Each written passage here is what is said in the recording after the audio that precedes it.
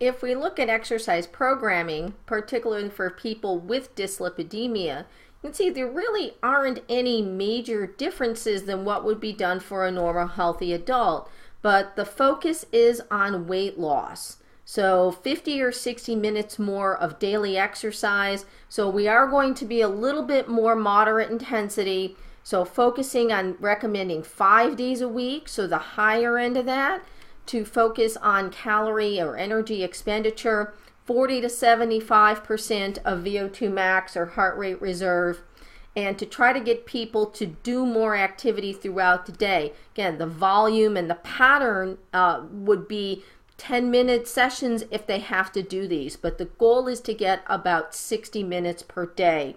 Aerobic activities and of course resistance training and flexibility training to follow the ACSM guidelines just like you would do for any other healthy adult. And if you've got somebody who's an older adult or with other chronic conditions, you probably want to incorporate the neuromotor training. So the major focus here is to focus on calorie or energy expenditure. Let's shift to diabetes. So American Diabetes Association updated their data.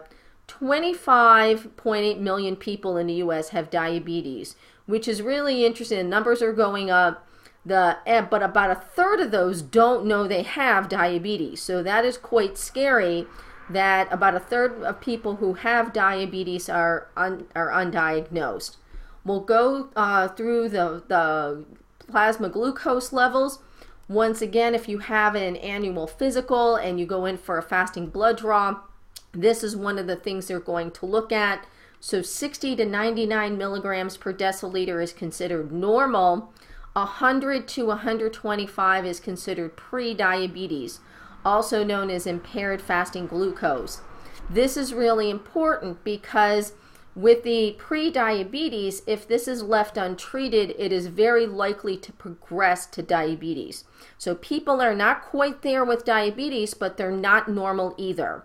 And if you look at the next line, diabetes is considered when the fasting glucose is 126 milligrams per deciliter or higher.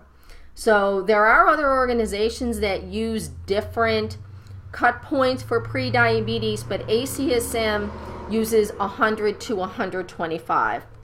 There's also another test that can be done, especially if the initial screening comes up potentially positive with pre-diabetes or diabetes, is an oral glucose tolerance test. So you have to go to the doctor's office, you drink a very syrupy, sweet solution, and you have to sit there for a couple hours as they draw your blood. And then if your values are over 200 milligrams per deciliter, then that means you most likely have diabetes. And so if you look at the table on this slide, this gives you the same data in a table form. So normal fasting glucose below 100, and then pre-diabetes, and then what diabetes means. So this is right out of the ACSM guidelines 9th edition. The economic cost of diabetes. Diabetes, as many of you know, is an incredibly expensive disease. About 174 billion. And when they say direct cost, that means actual medical care. So as we talked about with kidney disease the other day, so the cost of treatment. But there's quite a high cost in indirect cost. So lost productivity, sick days, people that have missed work. Approximately $12,000 per year healthcare costs for persons. So some of that, half of that is just for the diabetes care, and the rest of it is indirect costs. 1/10 of the U.S. healthcare cost is for diabetes. So you can see there is a real incentive to try to prevent diabetes and to try to get people who have pre-diabetes into treatment to try to prevent them from getting diabetes in the first place. The types of diabetes. Most of us are familiar with there are 3 different types. Type 1, formerly known, they used to call it insulin-dependent diabetes mellitus. That's only 5 to 10% of diabetes cases, and it's usually diagnosed before age 35. So in childhood or young adulthood. It's an autoimmune disease, and nobody really knows why people develop type 1 diabetes. But the beta islet cells of the pancreas are attacked by the virus, and so that causes them to completely lose their ability to make insulin. So therefore, people cannot get glucose into the cells.